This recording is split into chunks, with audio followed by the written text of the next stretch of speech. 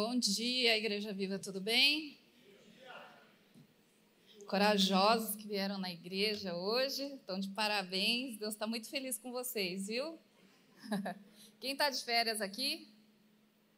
Queria dar uma dica muito boa, não é de série, mas é de livros. Chegaram muitos livros novos lá na livraria, já peguei um para mim, já comprei. Dá uma passada lá, tem uns livros muito bons mesmo. Não vou falar de todos aqui, tem alguns que eu nem li, então não tenho autoridade para falar, mas passa lá.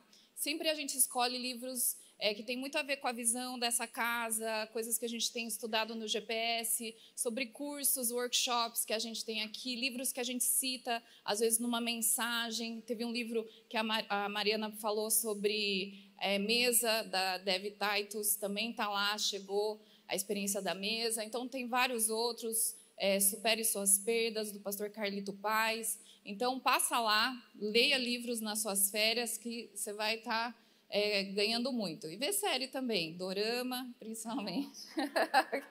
Os amantes de dorama deram risada. Nós vamos continuar essa série Genética de Deus. Foi muito bom, né? Tem sido muito bom. E eu estava pensando, né, no que falar hoje, e eu falo assim, Deus, acho que é muita ousadia nossa querer falar da tua genética, né? Eu acho que a vida minha toda não vai ser suficiente para eu conhecer realmente quem Deus é. Eu não vou conseguir, com palavras, nunca definir quem Deus é, como que Ele age, quais são as características que Ele tem. Então, assim, a gente está aqui humildemente tentando estudar um pouco mais de quem Deus é, do que Ele é feito, de como Ele age, qual a essência dEle, quais são as virtudes dEle. E, com certeza, essa série não vai ser suficiente para você conhecer a Deus plenamente. E eu queria ler uma das definições que tem na palavra sobre quem Deus é. Abre comigo, por favor, em Êxodo 3, eu vou ler os versículos 13 e 14. Hoje cantou, né? Quando a sarça queimava e não se consumia. Foi o encontro que Deus falou através da sarça, né? Ele chamou a atenção de Moisés com uma sarça que estava pegando fogo, um arbusto que pegava fogo e não se consumia, não se queimava, não virava cinza.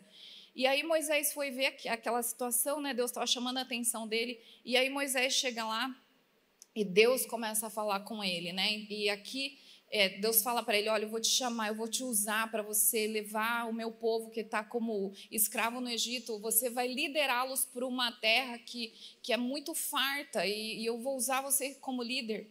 Aí Moisés fala assim, então Êxodo 3, versículo 13, Moisés perguntou, quando eu chegar diante dos israelitas e lhes disser, o Deus dos seus antepassados me enviou a vocês, e eles me perguntarem, qual é o nome dele? Que lhes direi?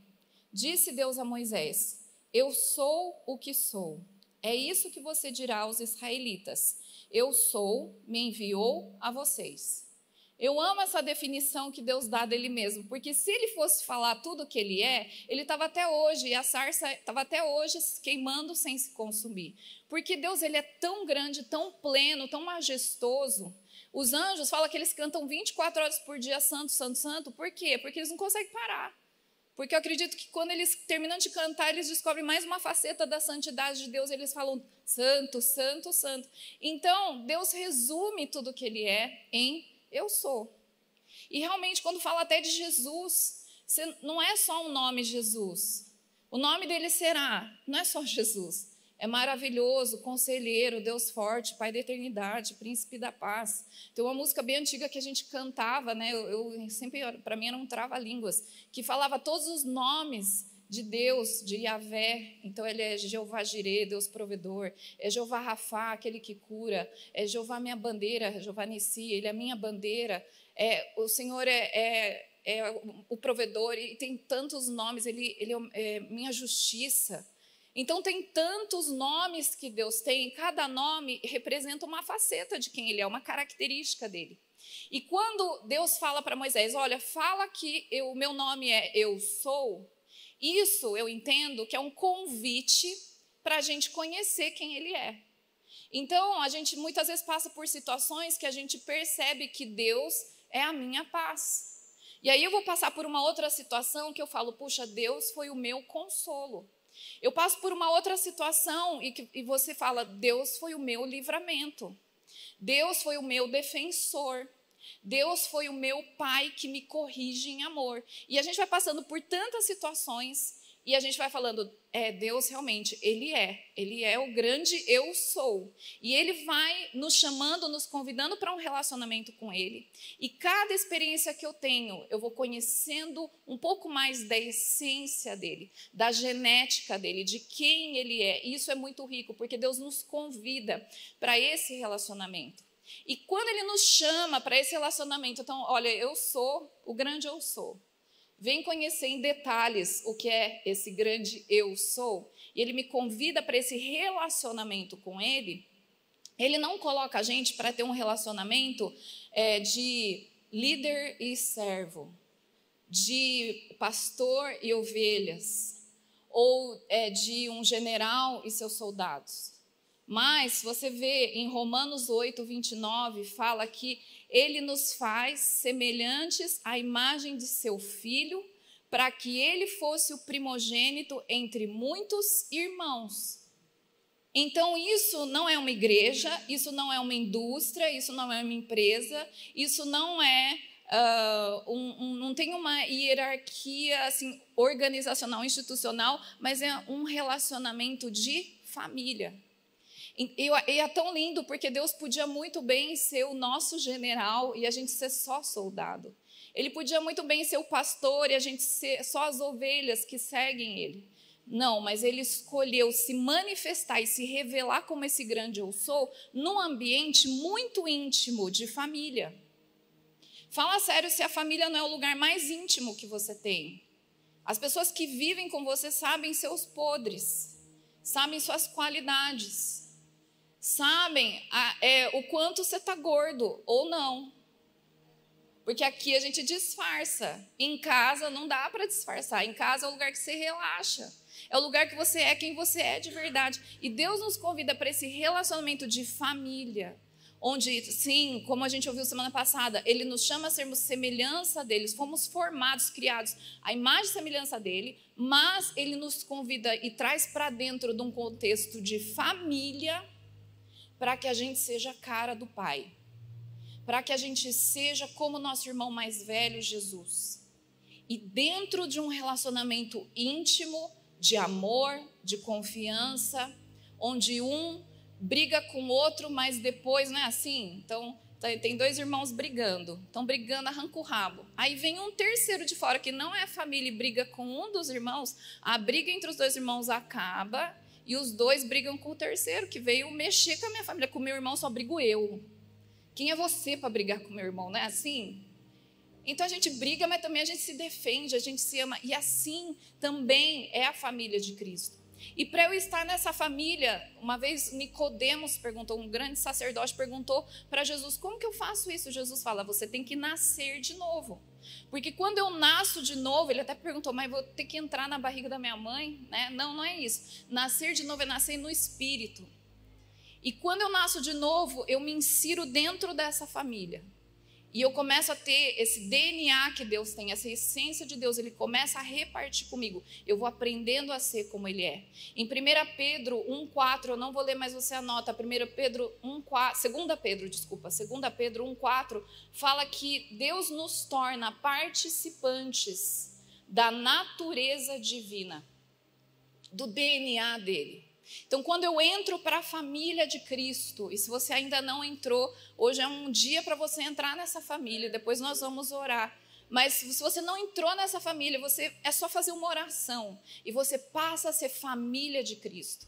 Passa a ter Jesus como seu irmão mais velho, Deus como teu pai de amor. E é uma bênção fazer parte dessa família. Eu queria chamar a Lívia, enquanto ela vem aqui, ela vai me ajudar hoje na palavra. Vou dar o microfone, brincando. Está com as pernas mole, coitada. Enquanto ela vem, vamos abrir 2 Coríntios 3,18. É um versículo, 2 Coríntios 3,18. Eu lembro que uma época eu gosto tanto desse versículo. Acho que aquele. Gosto desse versículo que eu usava ele como senha. Eu vou dar uma dica, viu? Você não tem criatividade para pôr senha? Usa referência bíblica. Eu só estou falando que eu usei essa porque eu não uso mais, mas eu usava. 2 Coríntios 3,18, senha do banco. Mas não é mais, pode testar que você não vai conseguir. 2 Coríntios 3,18 fala assim: e todos nós, com o rosto desvendado, contemplando como por espelho a glória do Senhor, somos transformados de glória em glória na sua própria imagem, como pelo Senhor, o Espírito. Eu sempre ouvi esse versículo e eu falava contemplando, isso é na versão Almeida Revista e Atualizada. Ele fala assim, contemplando ao Senhor como um espelho. Eu imaginava, vem cá, Lívia, faz de conta que a Lívia é Deus.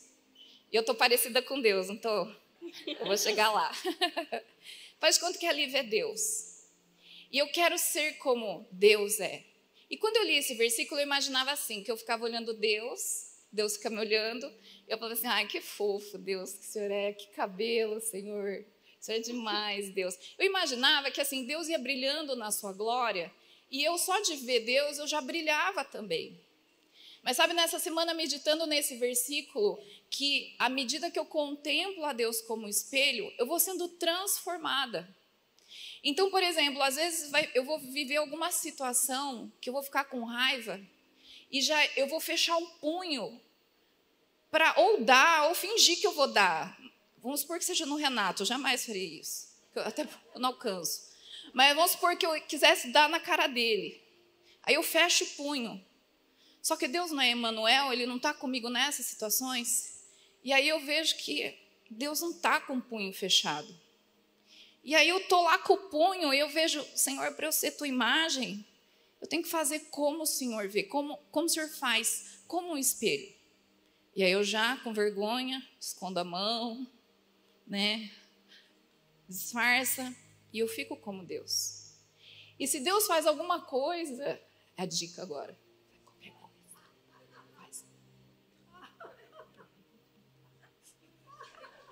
E se Deus faz alguma coisa, pega leve, Deus.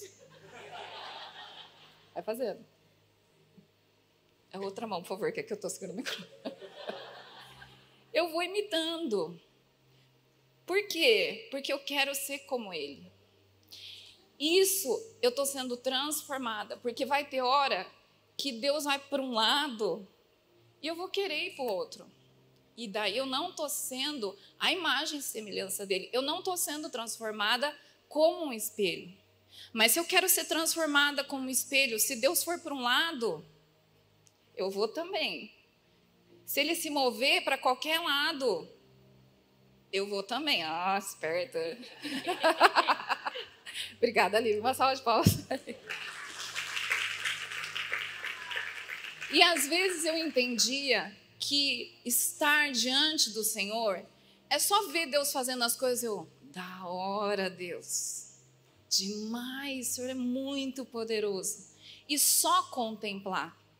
Mas aqui fala que nós vamos sendo transformados de glória em glória à sua imagem. Então significa que muitas vezes eu vou fechar o punho para dar na cara de alguém, ou eu vou já preparar todas as palavras para lançar contra alguém, e eu vejo que Deus não vai falar. Ou pior ainda, Deus só libera palavras de bênção. E se eu quero ser como Ele, eu vou imitar o que Ele está fazendo. E eu começo a liberar palavras de bênção. Quando você vê em Tiago 1, 22 a 25, Tiago 1, 22 a 25, fala assim, sejam praticantes da palavra, e não apenas ouvintes, enganando-se a si mesmo. Aquele que ouve a palavra, mas não a põe em prática, é semelhante a um homem que olha a sua face num espelho e depois de olhar para si mesmo sai e logo esquece a sua aparência. Mas o homem que observa atentamente a lei perfeita que traz a liberdade, persevera na prática da lei, não esquecendo o que ouviu, mas praticando, será feliz naquilo que fizer. Então, se eu fico só olhando Deus, é como se eu fosse um ouvinte. Deus faz as coisas, eu fico com aquela cara de, uau, Deus, que da hora, o Senhor é demais, olha esse poder que o Senhor fez. Mas isso é passageiro. Se eu só fico olhando e admirando Deus, isso é muito bom, mas tem muito mais. Eu preciso estar diante dEle, olhar, admirar o que ele faz e acompanhar os seus movimentos. E se ele estica o braço para cá, eu estou esticando o braço para cá. Ele é generoso em dar, eu quero ser generosa em dar. Ele é firme nos posicionamentos, nos valores do reino, eu também vou ser firme nos posicionamentos e nos valores do reino, custe o que custar. Isso é ser praticante da palavra. Então eu não só estou como alguém que admira, mas eu sou alguém que imita na prática. Eu sou alguém que vê o que Deus está fazendo e eu me movo conforme a dança. Eu me movo conforme os movimentos que Deus faz. E isso, quando eu faço isso, eu estou cumprindo o propósito eterno de Deus que está em Romanos 8, 28 a 30. Eu estou sendo um filho semelhante a Jesus para a glória de Deus Pai. É isso que Deus quer, uma família com muitos filhos iguais a Jesus para a glória de Deus Pai. E nisso eu sou participante da genética de Deus, porque eu estou imitando o melhor padrão, a melhor referência que eu posso ter, que é Deus. Em Êxodo 30, você não precisa abrir, mas queria que você anotasse, Êxodo 30, 17 a 21. Deus dá uma ordem para Moisés, ele fala: faça uma bacia de bronze com uma base de bronze para se lavarem. Coloque-a entre a tenda do encontro e o altar e mande enchê-la de água.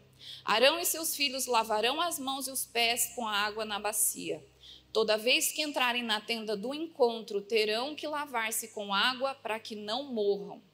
Essa foi uma ordem que Deus deu, então, para os sacerdotes se encontrarem com Deus, e hoje a gente cantou muito sobre isso, sobre estar diante dele, sobre encontrar, sobre preferir estar onde Deus está, porque é o melhor lugar para a gente estar. Vale muito mais que 1000 dias em Nova York, a não ser que Deus esteja lá.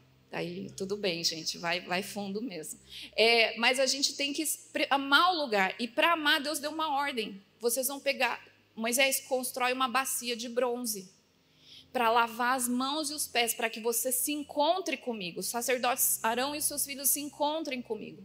E em Êxodo 38, 8, imagina, eles todos no deserto, e Deus dá uma ordem dessa: no deserto, faça uma bacia de bronze. Onde tem bronze no deserto, gente? Não tem. E aí, olha que lindo. Êxodo 38, 8 fala que Moisés fez a bacia de bronze, a sua base de bronze, com os espelhos das mulheres que serviam à entrada da tenda do encontro. Então, as mulheres, as israelitas, quando elas saíram do Egito, elas levaram despojos, elas pegaram muita coisa, entre essas coisas, espelhos, que elas usavam para se ver e para se admirar. Elas entregam esses espelhos para Moisés, para a Oliabe, que estava liderando a construção e a formação de tudo que tinha no tabernáculo. Elas entregam os espelhos para que eles fossem derretidos e usados para fazer uma pia onde eu me lavo para estar com ele. E eu, estando com ele, eu consigo, em vez de ficar me admirando no espelho, agora eu admiro ele num ponto que eu começo a imitá-lo em todas as minhas ações. É nesse nível que Deus quer nos levar, a gente abrir mão da gente só admirar a gente, olhar para nós, só de admirar o Senhor, mas a gente admirá-lo a ponto de nos transformar, a ponto de eu mudar a forma como eu ajo e fazer tudo conforme meu Pai faz, como Deus que eu estou contemplando faz também. Quando eu faço isso, eu estou participando dessa genética. Em 1 João 4, 7 e 8, era uma música muito antiga, que é um versículo que fez uma música, eu lembro na minha infância, a gente cantava isso. Amados, amemo-nos, vamos amar uns aos outros, que vocês querem cantar? Quem cantar é porque tem mais de 40 anos. Vamos lá? Amados. Tem velho nessa igreja. Pois, e todo que ama é nascido de Deus e conhece a Deus. Não conhece a Deus, pois Deus é amor. Agora vem o melhor. Vamos amar uns aos outros. 1 João 4, 7 e 8. Muito bem, Veiará. 50 a mais. Essa música fala que quem ama é nascido de Deus, ou seja, você faz parte da genética dele. E quando eu tenho esse DNA, significa que eu estou sendo como Deus, e Deus é amor. Em 1 Coríntios 13, versículos 4 a 8, é um trecho lindo, fala que o amor é paciente, o amor é bondoso, não inveja, não se vangloria, não se orgulha, não maltrata, não procura seus interesses, não se ira facilmente, não guarda rancor. O amor não se alegra com a injustiça, mas se alegra com a verdade. Tudo sofre, tudo crê, tudo espera, tudo suporta. O amor nunca perece. Então eu quero mostrar para vocês aqui, já finalizando, como que eu contemplo o Senhor e eu imito aquilo que Ele faz. Então aqui é um exemplo de um trecho que fala do DNA de Deus, da genética dele. Deus é amor. Fala em 1 João 4, 7, 8. Deus é amor. E aqui fala o que o amor faz, ou seja, fala o que Deus faz, ou o que Deus é. Então, quando eu leio 1 Coríntios 3, versículo 4, fala, o amor é paciente, eu sei então que Deus é paciente. E se Deus é paciente, eu estou contemplando Ele como um espelho, e eu estou sendo transformada. Quando eu estou para perder a paciência, eu olho o que Deus está fazendo e eu vejo Ele lá todo zen, se eu posso dizer que Deus é zen, mas Ele está todo lá tranquilo, e eu vejo que Deus é paciente. Poxa, Deus tem paciência comigo, que comete o mesmo pecado várias vezes, às vezes ao dia. Ele tem paciência comigo. Então por que eu não posso ter paciência com o Judas, como a Marcela falou hoje? E isso começa a me transformar à imagem e semelhança dele. Então, quando eu lavo as minhas mãos na pia de bronze e eu encontro o Senhor nesse santo lugar, eu acesso a presença dele para estar com ele na tenda do encontro, para eu ter esse encontro com ele, eu começo a contemplá-lo. E eu começo a reparar a forma como ele age comigo. E é a mesma maneira que eu tenho que agir com o meu próximo. E nisso eu estou fluindo na genética de Deus. Eu estou fazendo com o outro aquilo que Deus está fazendo comigo. E eu deixo de fazer o que a Priscila gostaria de fazer. Que a Marcela estava falando hoje, que se eu estivesse na mesa com o Judas, o que eu ia falar? Eu sei o que eu ia falar. Eu ia falar aquela frase do filme, pede para sair. Pede para sair. Eu ia forçar ele a sair daquela mesa. Porque eu sou Jesus, não posso expulsar, mas ele pode pedir para sair. Então eu ia forçar, ele pede para sair. Só que essa é a Priscila. E Jesus não só toma a ceia, como vai lá e lava o pé do Judas. Quando eu vejo o que Jesus está fazendo, isso me leva a imitá-lo. E quando a gente vê, assim, fala que o amor é bondoso, Deus é bondoso, Deus é benigno, Ele se preocupa mais com os outros do que consigo. Então, às vezes, quando eu vejo essa bondade de Deus comigo, isso me constrange. Aí eu agi com bondade para quem eu acho que não merece. Eu agi com bondade com pessoas que às vezes eu nem conheço. E eu não vou agir de acordo com a minha bondade, mas de acordo com a bondade de Deus. E a bondade de Deus, ela flui, mesmo quando eu não estou com vontade de ser bondosa. E eu vou aprendendo com Ele. Quando fala que o amor não arde em ciúmes, significa que Deus não arde em ciúmes. Ele não quer o que eu tenho. Deus não fica com ciúmes se eu estou gastando tempo com a Lívia ou com o Renato. Ele não fica com ciúmes. Priscila, você ficou com a Lívia 3 horas hoje. Comigo o seu devocional durou 32 minutos. Ele não fica com ciúmes. Ele é seguro. Ele é Deus. E eu vou vendo isso. E quando eu vejo que Deus não é ciumento, para que eu vou ser ciumenta com o próximo? Então eu vou aprendendo como Deus age. E eu ajo com o meu semelhante, com quem está no meu lugar. Fala que o amor não se envaidece, ou seja, ele não ostenta. Deus tem todo o direito de falar tudo que ele é. Mas ele não fica se exibindo. Ele não fica mostrando ou esfregando na minha cara o poder que ele tem. Não, ele sempre me ama. E diante das minhas incapacidades, ele não fala assim: ai, Priscila, como você é incapaz? Meu Deus, quanta limitação no ser humano, Senhor. Ele não fica falando isso. E ele nem fica falando assim: eu sou todo poderoso. Um dia você consegue 1/1000, se eu quiser, se Deus quiser, você chega lá. Não. Ele sempre está me impulsionando. Ele é o melhor de todos.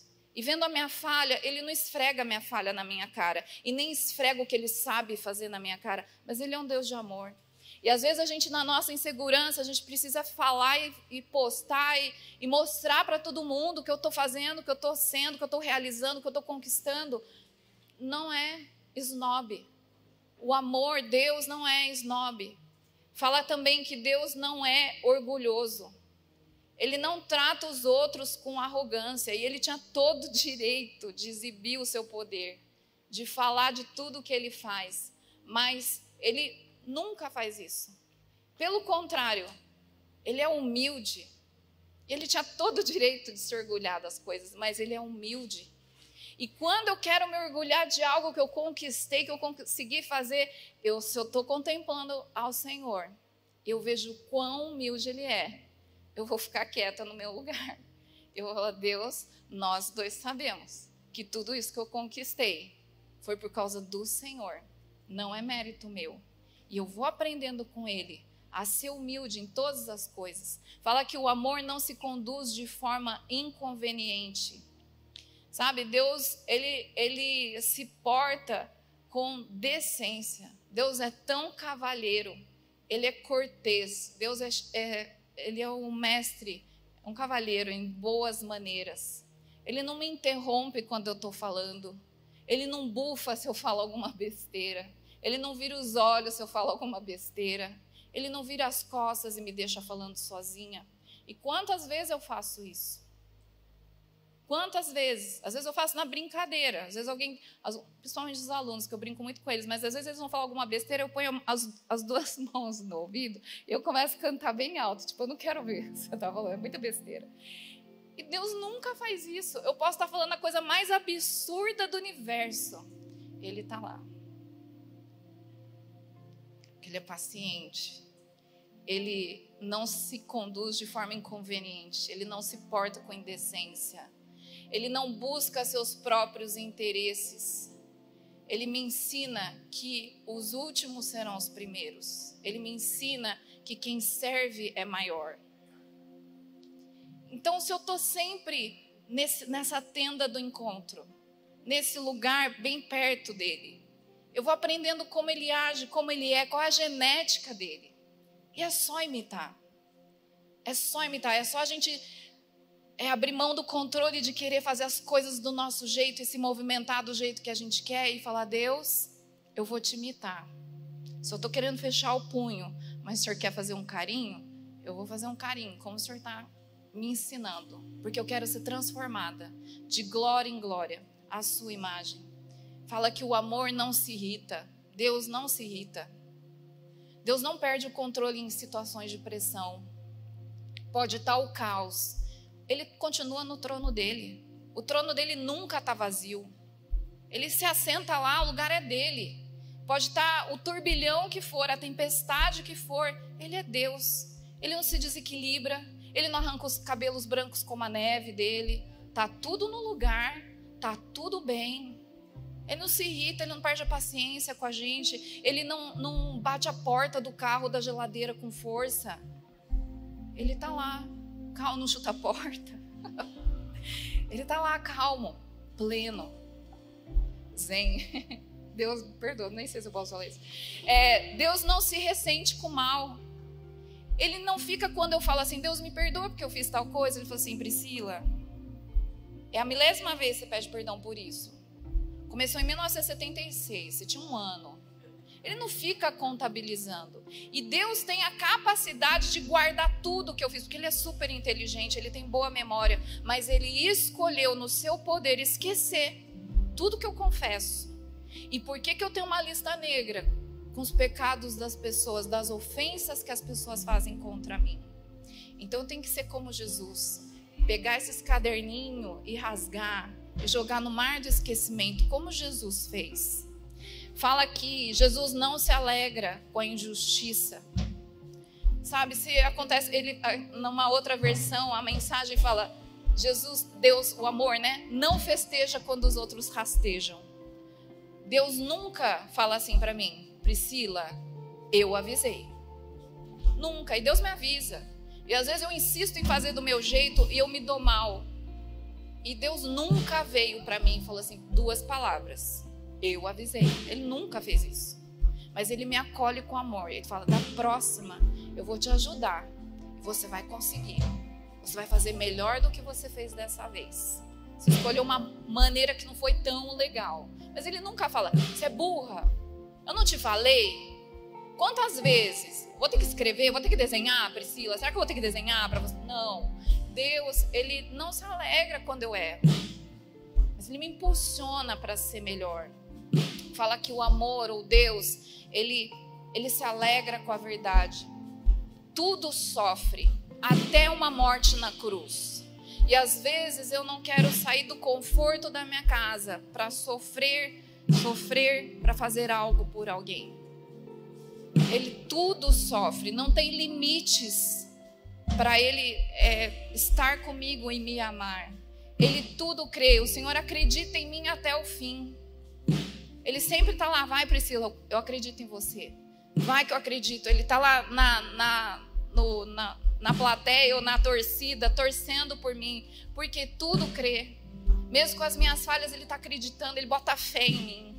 Fala, vai que você consegue, mesmo quando eu acho que eu não consigo. E às vezes a gente vê alguém e fala assim, nem espera nada para você não se frustrar. A gente fala assim de outras pessoas, mas enquanto isso, Deus está na torcida para que aquela pessoa tenha um bom desempenho. Ele está pronto para ajudar. Deus tudo suporta. Ele é leal até o fim. Mesmo que a minha caminhada seja difícil, Ele está comigo. Mesmo se eu tiver que andar no vale, Ele está comigo. Mesmo que eu abandone, Ele está comigo. Não tem lugar, como fala no Salmo 139, não tem lugar onde eu me esconda dEle. E o amor nunca morre. Não é ótimo você saber que você tem um Pai que nunca morre, que nunca vai te deixar, que nunca vai te abandonar? Esse é o nosso Deus.